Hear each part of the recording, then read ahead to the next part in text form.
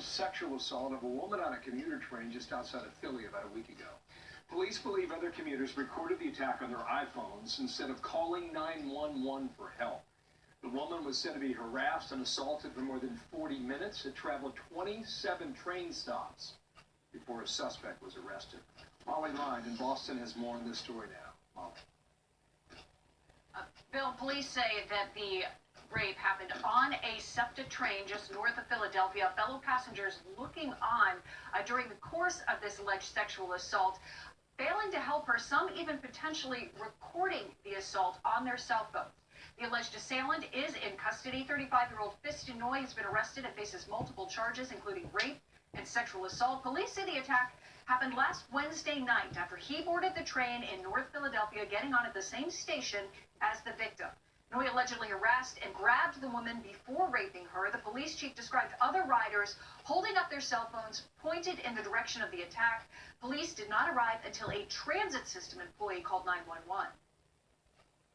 The doors opened, an officer entered and saw what he believed was a criminal act occurring, ripped that man off of her, and pulled him out onto the platform. And per exclusive reporting via the Tucker Carlson Tonight team, the suspect had a criminal record and had originally come to the U.S. on a student visa, which was terminated in 2015. In 2017, Noy pled guilty to a sexual abuse misdemeanor and was sentenced to 120 days in prison. He was never deported because the Board of Immigration Appeals determined his misdemeanor sex offense was not a serious crime. Noy is slated to return to court on October 25th. Bill? Molly, stunning indeed. Molly Lyon, thanks. Dana. Let's bring in Judge Janine.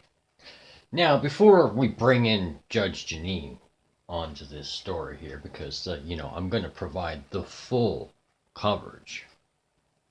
It's very hard to, hold back your rage when it comes to hearing and witnessing and seeing stuff like this happen.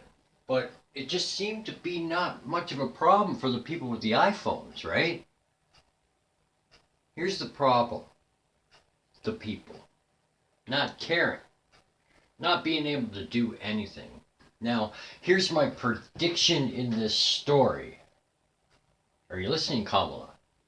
Because you know as well as I know that you're going to stop this story. You're going to probably sign it off and say, hey, this guy, is being mistaken for being, a victim of this. Now, you're going to turn this guy into a victim, aren't you? See, I'm calling it before it happens. If it doesn't happen, then it means I stopped it and the guy's going to get his justice. You're going to serve him the justice he deserves. Because you guys heard after hearing that. It's disgusting that there are people in this world that actually get to that point with their hormones and can't control themselves. And I know we don't know the whole story of the conflict in which, led up to that. But an incident happened, video was recorded, and 45 minutes, nobody did anything. And this is what defunding the police and this pandemic and your so-called insurrection stuff has created.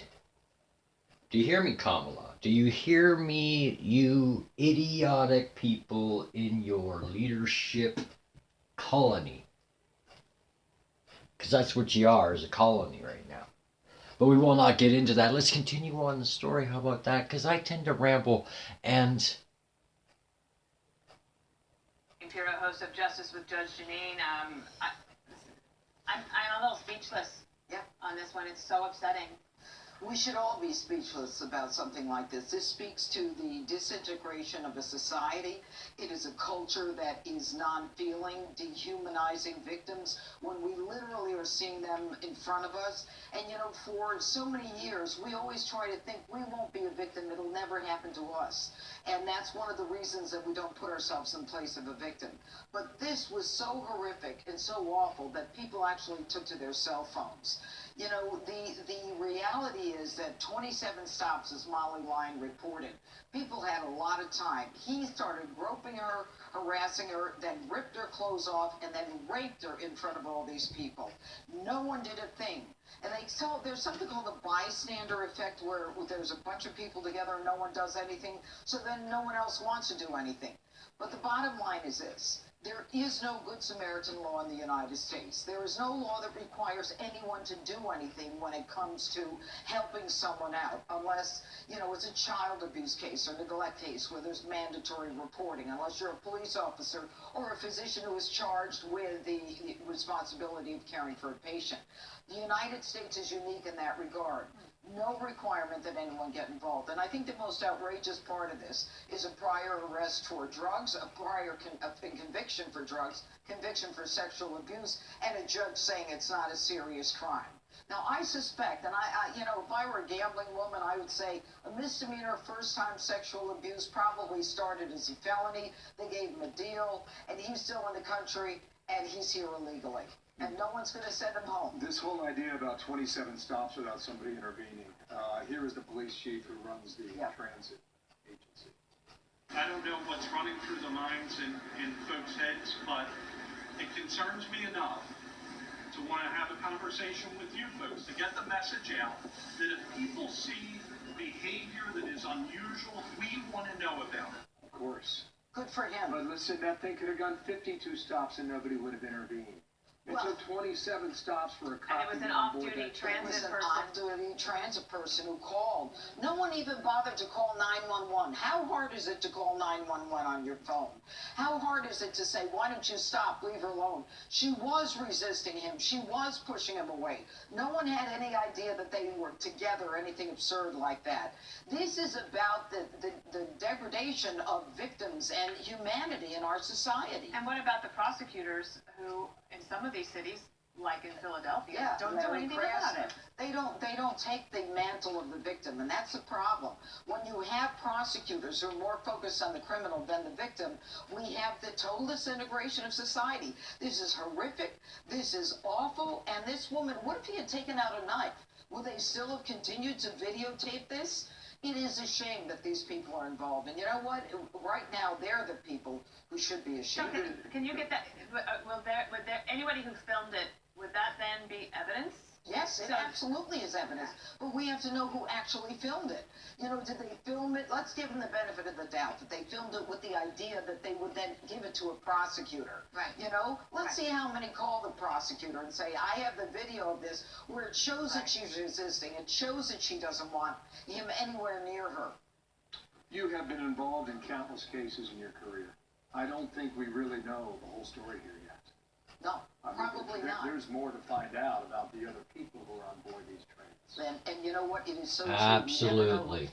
Now, as I said, there is more to the story that leads up to the incident in the train in the first place. But that doesn't negate the fact that the incident did, in fact, happen. And I can understand what Janine's saying right there when she's saying, you know, there is no Samaritan law that you have to get involved with anything, except if you're, you know, police officer or whatever like that. But clearly, as, you know, it was highlighted, nobody called 911. Now, you know, it has been said that if you call 911, nobody's going to answer. Because, you know, defunded of the police. Yes, as I said. Now, to help out, this is my contribution as commentary to you guys out there and Kamala. Do you see? Now, if you did not know that this was going to be a result of what you guys decided to do with the country, you know, and your deals with the UN, I mean, if you didn't know that this was going to be the result, well then, somebody's been looking in the textbooks way too much and not getting a good look at reality.